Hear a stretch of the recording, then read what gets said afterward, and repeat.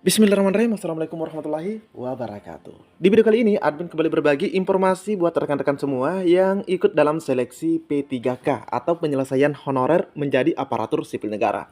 Ya, sudah cukup lama juga admin tidak up lagi informasi dari rekan-rekan ya, informasi untuk rekan-rekan honorer. Nah, di video kali ini admin akan bagikan info baik buat rekan-rekan semua yang ditunggu-tunggu. Jadi silahkan disimak videonya dengan baik, jangan di skip agar tidak salah dalam memahami informasi yang admin bagikan.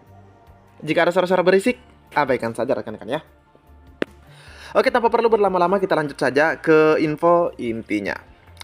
Oke teman-teman ya, sebelumnya di sini admin mengecek terlebih dahulu untuk berbagai daerah ya. Di sini kebetulan admin tampilkan untuk salah satu pemprov ya.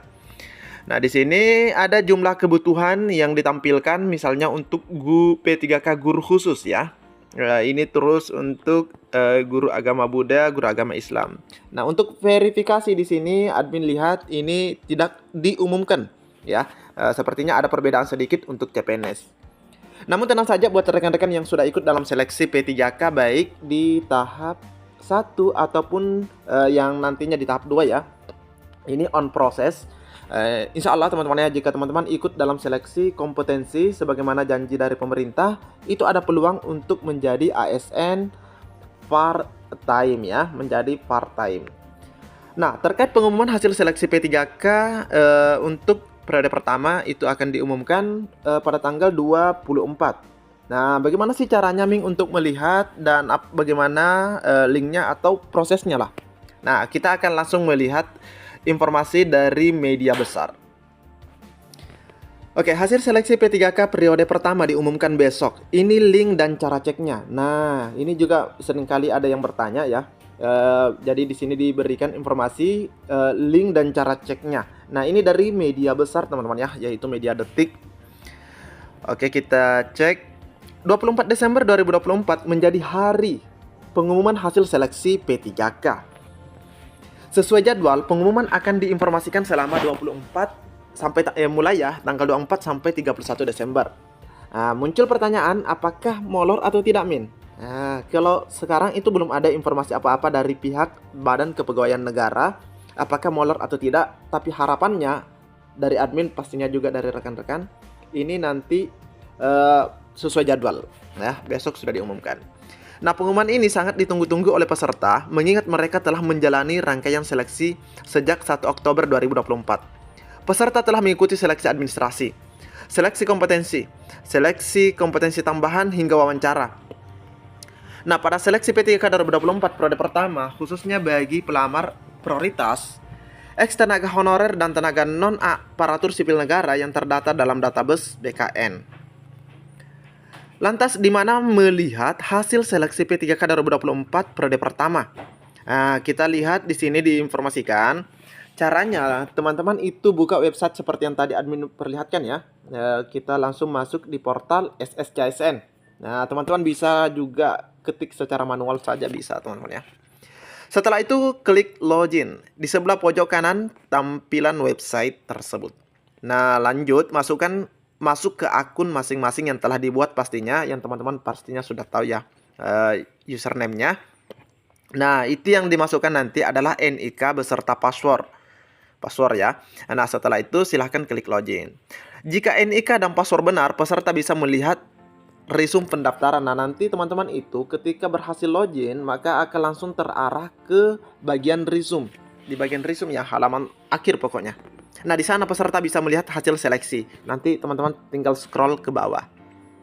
Selain di website SSCSN, biasanya hasil seleksi juga diumumkan di masing-masing website instansi. Nah, sedikit admin jelaskan teman-teman ya.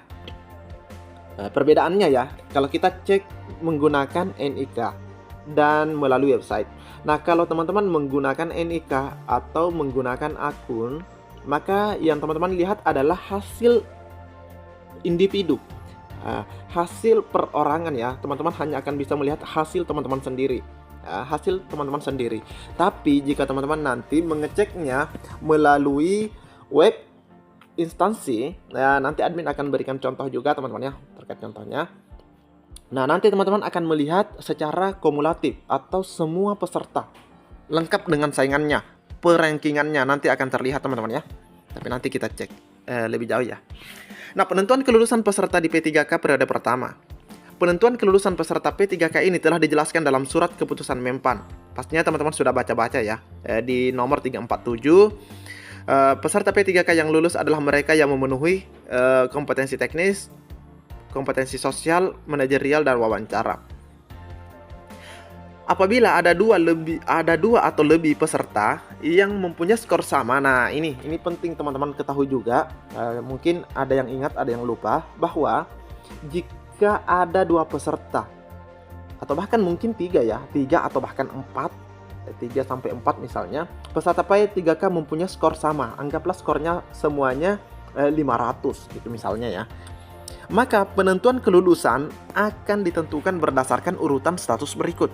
Nah, di sini teman-teman nanti jika nilainya semuanya sama dari sosial kultural, manajerial, wawancara, pokoknya semua nilai totalnya sama, maka yang akan diurutkan di bagian pertama itu adalah teman-teman XTHK2 dulu. Ini prioritas pertama yang bersifat mutlak.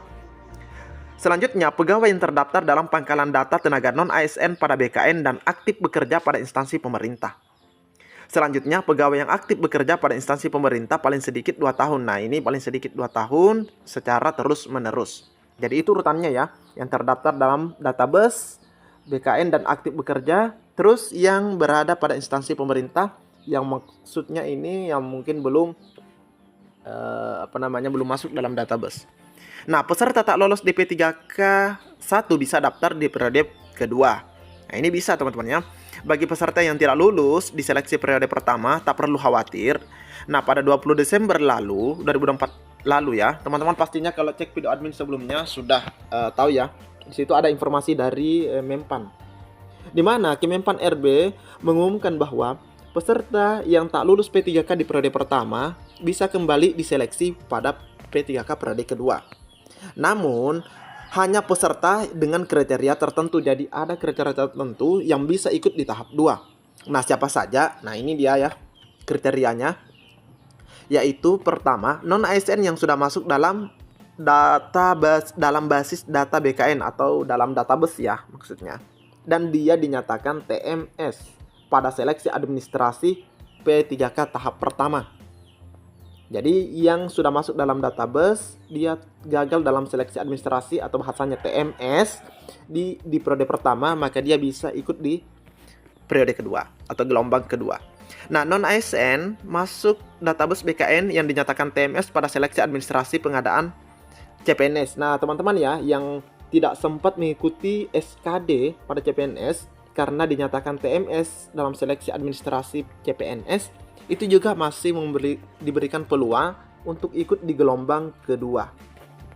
Nah, yang ketiga, non-ASN database BKN yang tidak mendaftar pada periode pertama. Itu karena mungkin tidak ada yang linear atau sesuatu hal teman-teman ya.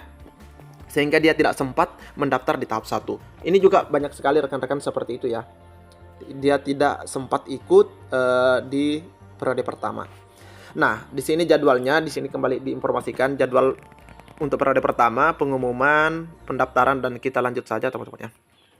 Ini sama persis yang teman-teman pastinya sudah set ya. Nah, di sini. Nah, ini dia pengumuman hasil kelulusan tanggal 24 sampai 31 Desember 2024. Itu besok teman-teman ya dimulainya. Insyaallah. Nah, Min tadi katanya ada contoh terkait hasil kelulusan untuk per individu. Per kolektif ya. Kalau individu itu kita masuk melalui web SSCSN, tapi kalau untuk yang semua nama-nama peserta kita bisa cek di web instansi masing-masing. Hasil teman-teman ya, sebagaimana yang admin sampaikan tadi. Nah, ini admin berikan contoh di tahun 2023 ya. Ini contoh tahun 2023 dari Provinsi Jawa Timur. Ingat ya, karena 2024 tahun 2024 itu kan mulai besok ya. Nah, untuk melihat hasil seleksi kompetensi dari nilai tertinggi hingga terendah dari setiap peserta, kita lihat bisanya seperti ini teman-teman ya. Nah, teman-teman bisa lihat ini detail sekali. Misalnya instansinya Provinsi Jawa Timur, lokasi formasi, jenis formasinya. Nah, di sini jabatan. Di sini misalnya guru agama Islam. Terus teman-teman bisa lihat jumlah peserta dan jumlah formasi. Jumlah formasinya totalnya itu ada 324, sedangkan jumlah peserta ada 293. Nah, lanjut. Di sini kita bisa melihat nilai tertinggi dan terendah. Nah, untuk guru agama Islam di sini terendahnya itu 414. Nah, 414, sedangkan tertingginya ada 726. Tertinggi ya nilai ujiannya, kita lihat di sini. Dan kita bisa lihat tiap pesertanya di sini. Nah, ini dia teman-teman ya. Ini tiap pesertanya. Oke, nah di sini dulu itu ada istilah P1 sekian ya. Nah, ini. Jadi di sini ada asal P1-nya dia itu dari negeri, sekolah negeri. Terus nah di sini teman-teman bisa lihat dia itu statusnya PL. PL itu artinya dia lulus, teman-teman ya, dapat formasi. Itu nomor pertama ya. Oke. Ini nilai totalnya ada 512 ya. Nilai totalnya ada 512 hasil akhir. Oke. Oke, kita lihat lagi di urutan kedua. Di sini ada atas nama Ibnu Alwan. Nah, teman-teman ya. Nah, di sini dia juga PL. Terus di sini dia nilainya 493. Kenapa nilainya 493? Tadi tertingginya sekian. Nah, karena di tahun 2023 ada istilah prioritas P1, teman-teman ya. Jadi P1 dulu yang diberikan formasi. Nanti setelah semuanya P1 lolos, baru ada P2 dan seterusnya. Ya, meskipun nantinya misalnya P3 itu dapatnya 700 atau dapatnya 500 sekian, tapi P1 dulu. Nah, nanti di tahun 2024 ini juga seperti itu. Kalau misalnya ada nilainya tinggi, ya diberikan ke XTHK 2 dulu. Nah, teman-teman ya. Nah, di sini ada istilah prioritas. Nah, di sini teman-teman bisa lihat ya keterangannya prioritas. Oke. Oke, jadi ini untuk tiap nama peserta. Nah, ini sudah nama ke-10 atas Ike Lutfiana Rifrianti. Nih, dia nilainya 487 PL juga. Karena memang formasinya di sini totalnya cukup banyak, teman-teman ya. Total formasinya di sini tadi kita lihat. Nah, ini total formasi 324. Nah, seperti itu teman-teman ya.